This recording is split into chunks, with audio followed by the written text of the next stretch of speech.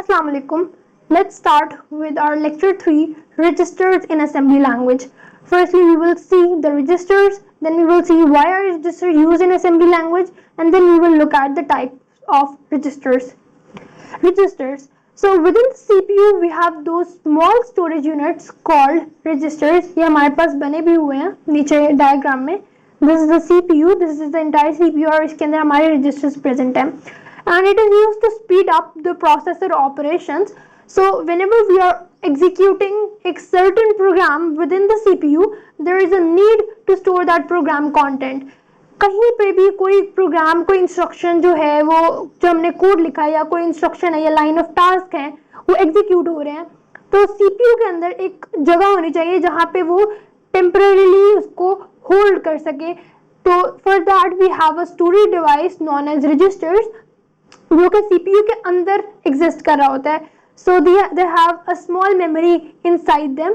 So whenever we have any input or our code or instructions that are generated into the CPU, and for the processing there is a requirement for registers to hold data temporarily, and then after storing and all the processing we finally get the output. Why do we use registers? So registers are the one that store data elements for the processing and without having the directly access to the memory, so we do not waste our memory for the current processing, and instead we use registers for that case. A limited number of registers are built into the processor chip. Every processor chip has different number of registers required, and they increase in every generation. So it provides faster access to the data, instruction and addresses stored in it for CPU, which means fewer clock cycles. Okay, so it gives us these faster access to these particular things, and we will look into that later. It handles the storing, retrieving variables accessed repeatedly. So basically what happens is that if there is a command or an instruction to increment something, so the processor in the processor the register will hold one value, और इसके बाद जब वो increment होगी तो register इसको replace करके यहाँ पर अब 2 आ जाएगा. सो बेसिकली वो स्टोर करेगा टेम्परेली, और जो भी प्रोसेसर अंदर होल्ड कर रहा है तो जो भी वेरिएबल होगा उसकी वैल्यू चेंज होती जाएगी. तो ये सारा काम जो होगा थोड़ा सा रजिस्टर्स हेल्प कर रहे होंगे. So it helps in enhancing the program performance significantly. ये इसलिए हेल्प करता है क्योंकि हम लोग मेमोरी को डायरेक्टली यूज नहीं कर रहे. मेमोरी को डायरेक्टली यूज करने से हमारा कंप्यूटर स्लो होगा, but instead we use registers for that.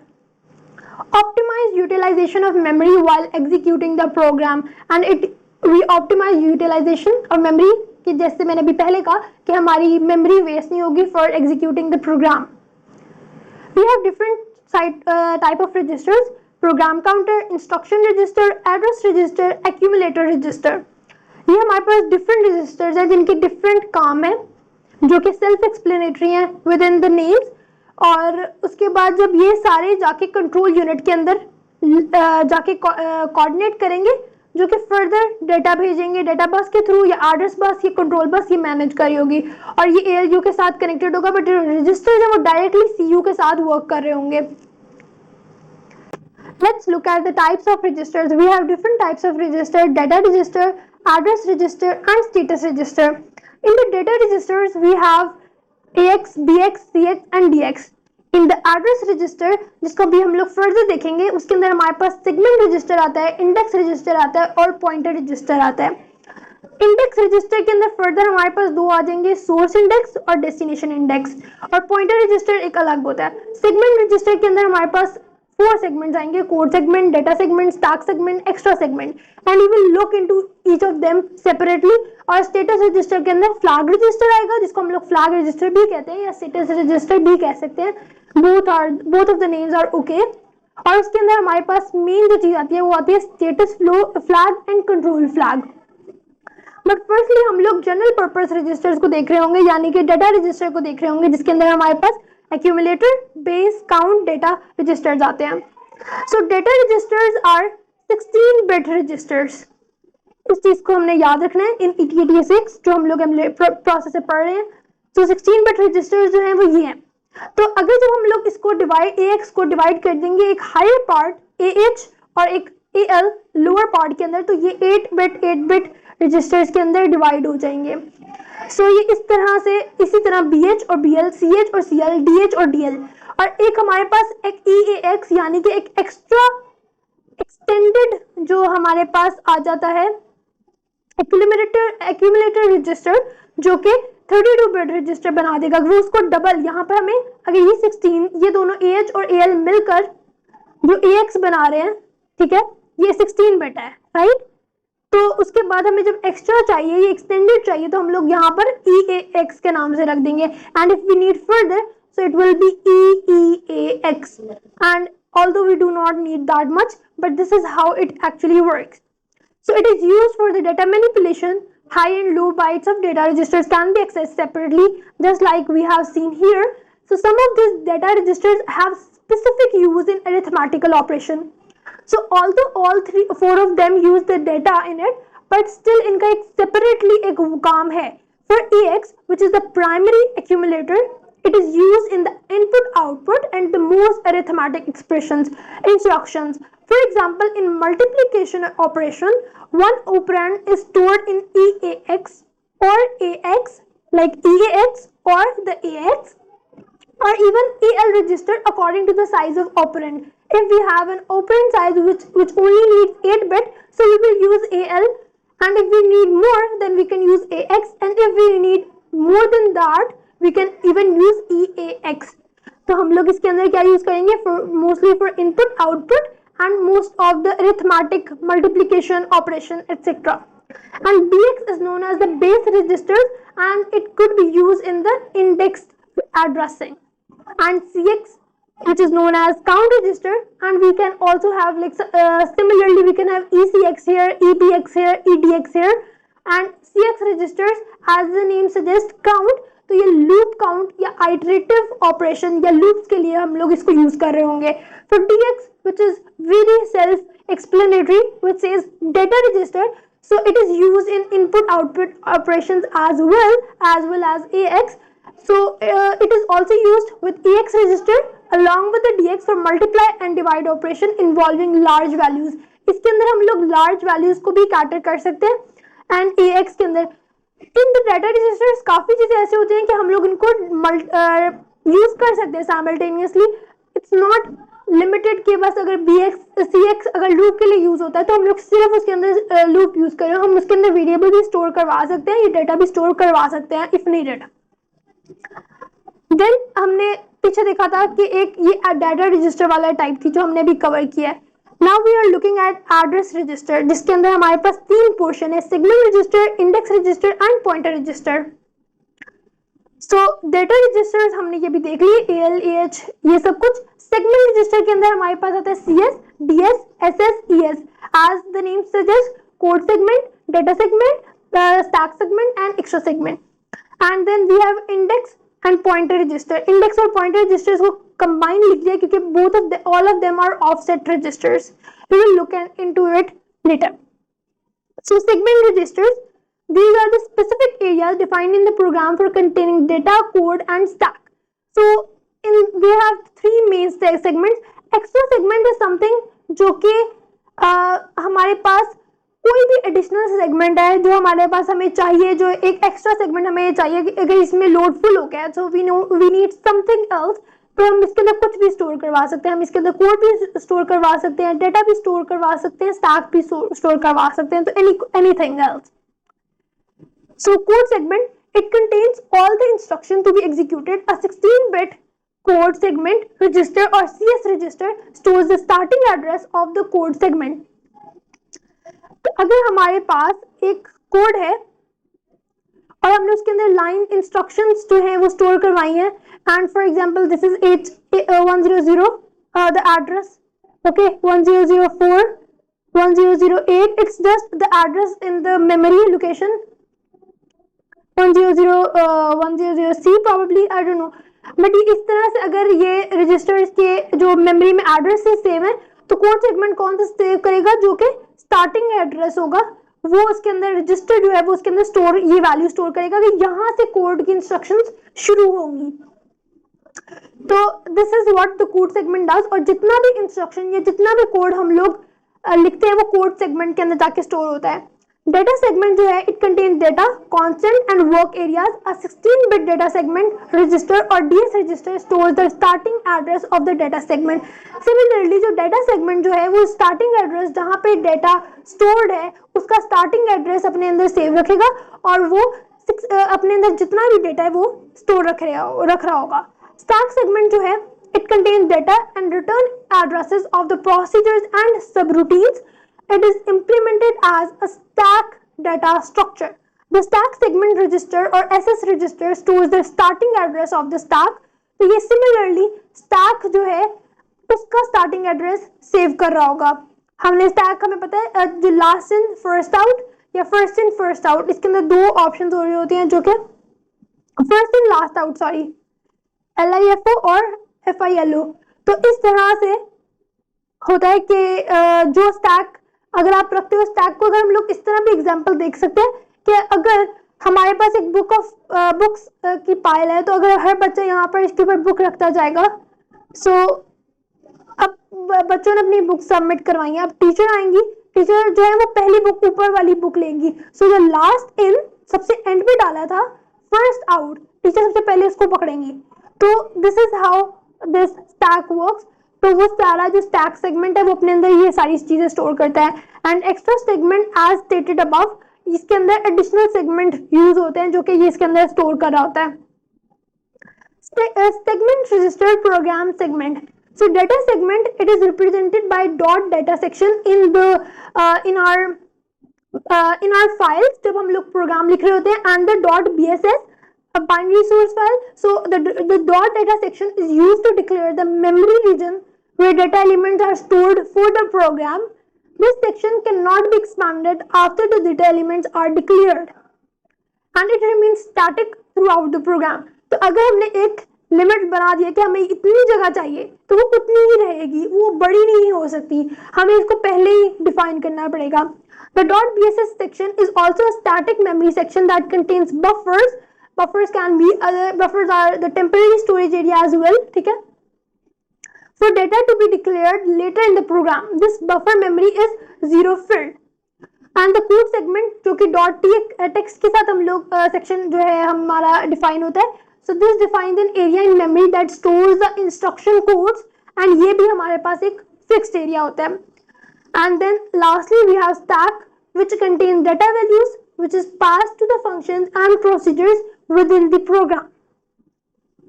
So in the 8086 processor जो मेमोरी है वो दो सेगमेंट्स के अंदर मल्टीपल सेगमेंट्स के अंदर डिवाइडेड है। तो जो सेगमेंटेड मेमोरी है ये हमें एक इस तरह के इंडिपेंडेंट सेगमेंट्स की देती है, यानी ये कोड है तो पॉइंटर जो है वो डायरेक्टली कोड को जाके पॉइंट करेगा, डेटा जो है वो डेटा को जाके पॉइंट करेगा और फर्दर इन्होंने अभी स्टैक है वो इसको जाके पॉइंट करेगा। एंड वी कैन सी यहाँ पे एग्जांपल में कि एक्स्ट्रा किसको पॉइंट करेगा, क्योंकि हमारे पास एडिशनल डेटा है तो वो उसको पॉइंट करेगा। तो हर सेगमेंट का एक स्पेसिफिक टाइप ऑफ डेटा जो अपने अंदर स्टोर कर सकता है, कोई इंस्ट्रक्शन कोड कर सकता है या कोई डेटा एलिमेंट या फिर कोई प्रोग्राम स्टैक, और एक्स्ट्रा सेगमेंट जो है वो कुछ भी कर सकता है। सेगमेंट रजिस्टर्स के अंदर अब फिजिकल एड्रेस की बात करते हैं। फिजिकल एड्रेस जो है वो हमारा होता है 20-bit एड्रेस, बट अगर हमारे जो सेगमेंट रजिस्टर्स हैं वो हमारे होते हैं 16-bit, राइट। फिजिकल एड्रेस कितना है 20-bit एड्रेस और जो सेगमेंट एड्रेस है वो हमारा 16-bit एड्रेस है उस सेगमेंट ब्लॉक का। तो अब हम लोग क्या करेंगे, जब हमारी बस एक जगह से एक जगह ट्रैवल कर रही होती है और वो देखती है कि इधर तो 16 सीट्स थी उधर 20 सीट्स हैं तो उससे अरेंजमेंट नहीं होती, तो अब हम लोग एक फिजिकल एड्रेस जो है वो उसके अंदर उसको फिल आउट करने के लिए हम लोग यूज कर रहे होते हैं। अब एक सेगमेंट के अंदर 64 KB की स्पेस होती है और हमारे पास एक प्रोसेसर मेमोरी के अंदर एक फिजिकल एड्रेस होगा, एक ऑफसेट एड्रेस होगा। ऑफसेट के लिए हमारे पास अगर कोड सेगमेंट हम यूज कर रहे हैं तो कोड सेगमेंट हमेशा ऑफसेट एड्रेस यूज करेगा IP, जो DS है यानी डेटा है वो BX, DI या SI यूज कर सकता है, और जो स्टैक सेगमेंट है वो SP या BP यूज करेगा और जो एक्स्ट्रा सेगमेंट है वो DI यूज करेगा। तो अब ये उनके पर्टिकुलरली ऑफसेट एड्रेसेस हैं जो अपने अंदर होल्ड करते हैं, और इनकी भी 64 के बाई जो है सेगमेंट रेंज उसके अंदर आती है। तो फिजिकल एड्रेस को आप कैलकुलेट किस तरह से करते हैं? फिजिकल एड्रेस को कैलकुलेट करने का ये तरीका है कि starting address of the segment register, चाहे वो कोड सेगमेंट हो, डाटा सेगमेंट हो, जो मर्जी सेगमेंट हो, हम क्या करते हैं कि उसका स्टार्टिंग एड्रेस यहाँ पे लिखेंगे। फॉर एग्जांपल हमारे कोड सेगमेंट की बात करते हैं, उसका स्टार्टिंग एड्रेस है 1000, तो हम यहाँ पे 1000 लिख देंगे, उसको मल्टीप्लाई करेंगे 10 हेक्साडेसिमल के साथ, और फिर उसके अंदर ऑफसेट एड्रेस ऐड कर देंगे। फॉर एग्जांपल हमारे पास ऑफसेट एड्रेस है 1010, तो ये इसके अंदर 1010 ऐड कर देंगे, और जब इसको मल्टीप्लाई करेंगे 1000 और फिर इसके अंदर 1010 को ऐड कर देंगे, तो जो ये हमारे पास फाइनल आंसर बनेगा ये हमारा फिजिकल एड्रेस होगा। So starting address of register means the particular segment register location from where it start, और मल्टीप्लाई करेंगे 10 से, बिकॉज सेगमेंट रजिस्टर जो है वो 16 बिट के हैं और एड्रेस बस 20 बिट का है, तो हमें उसको 16 बिट को 20 बिट में कन्वर्ट करना पड़ेगा ताकि हम लोग उसको यूज कर सकें। दैट इज वाई अब जो इसका फाइनल आंसर आएगा, जो फिजिकल एड्रेस आएगा, वो हमारा 20 बिट एड्रेस होगा। ये एग्जाम्पल भी है।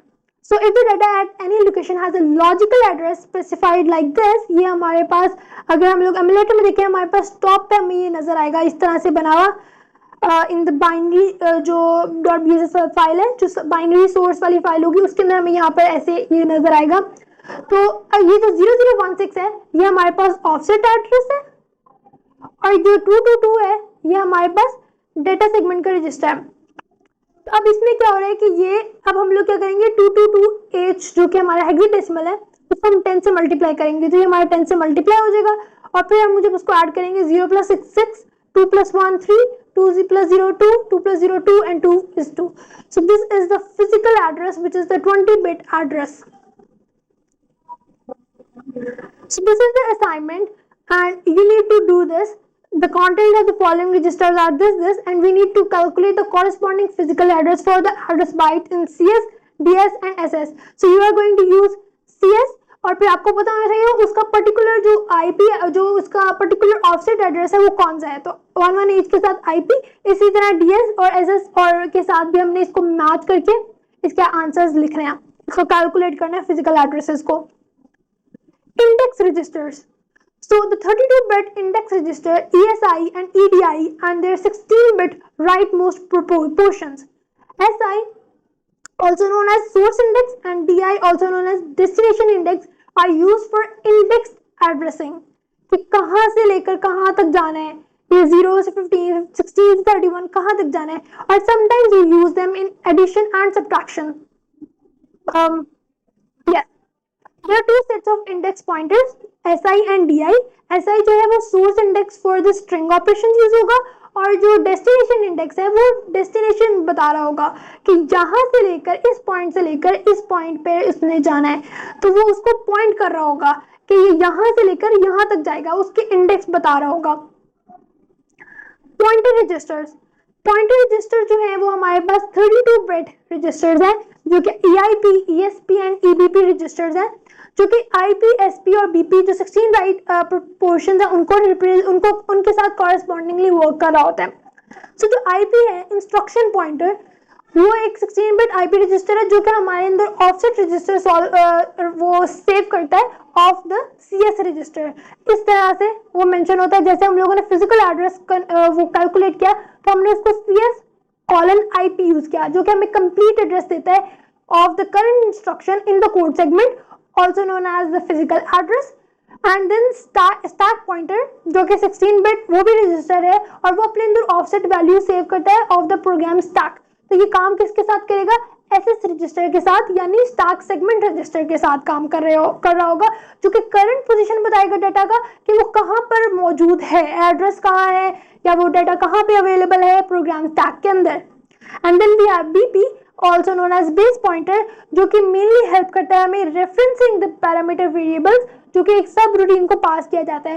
ये भी SS रजिस्टर के साथ काम कर रहा होता है along with the SP और BP जो है ये कंबाइनली इकट्ठे काम कर रहे होते हैं और इसको हम लोग डेटा डेस्टिनेशन इंडेक्स और सोर्स इंडेक्स जो है उसको साथ भी यूज कर सकते हैं अगर हमने कोई स्पेशल एड्रेसिंग करनी है, बट यूजुअली एसपी और बीपी जो है दे वर्क टुगेदर।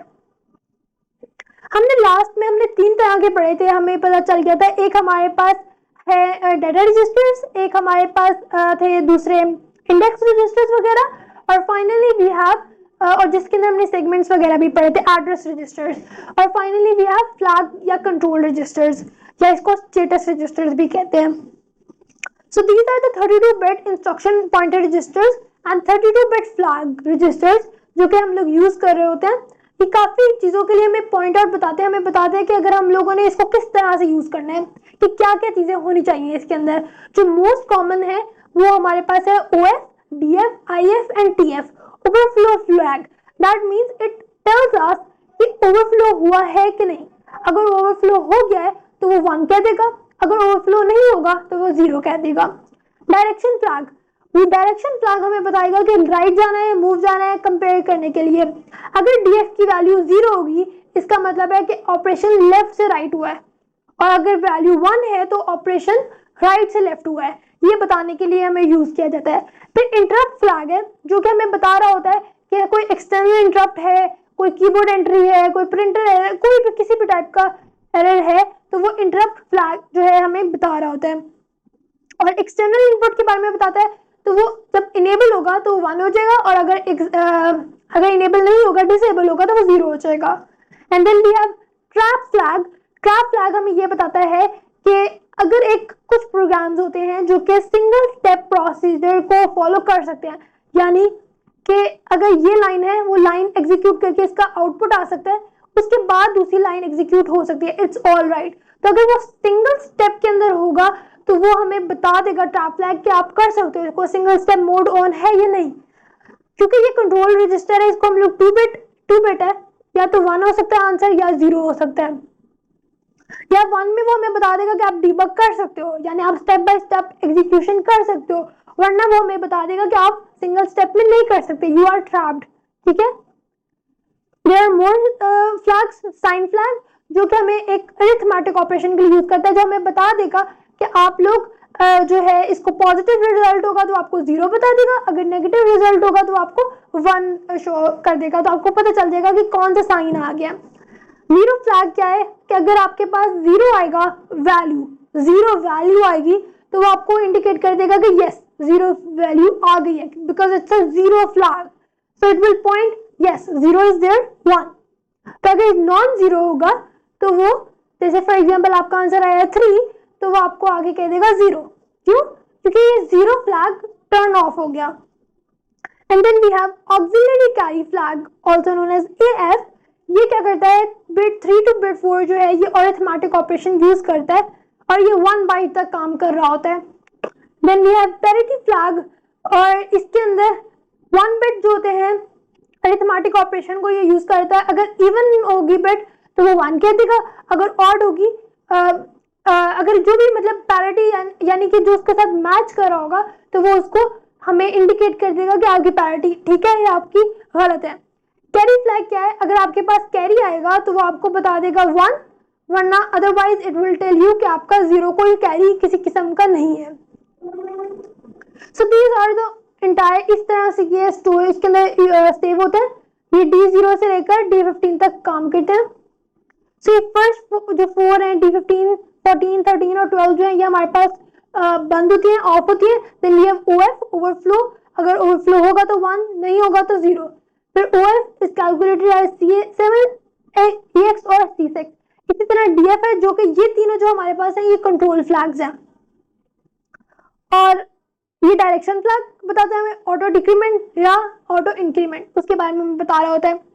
फिर IF है, ये इंटरप्ट फ्लैग है जो हमने डिस्कस किया। फिर ट्रैप फ्लैग है, फिर साइन फ्लैग, 0 फ्लैग, फिर कोई एक फ्लैग यहाँ पे डोंट केयर आ गया, फिर उसके बाद AF फ्लैग, फिर डोंट केयर, फिर पैरिटी फ्लैग, फिर डोंट केयर, और फिर फाइनली CF फ्लैग। तो इस तरह से ये 8086 के अंदर ये सारे रजिस्टर्स अवेलेबल होते हैं। And that's it for this class. I hope you did understand all of that.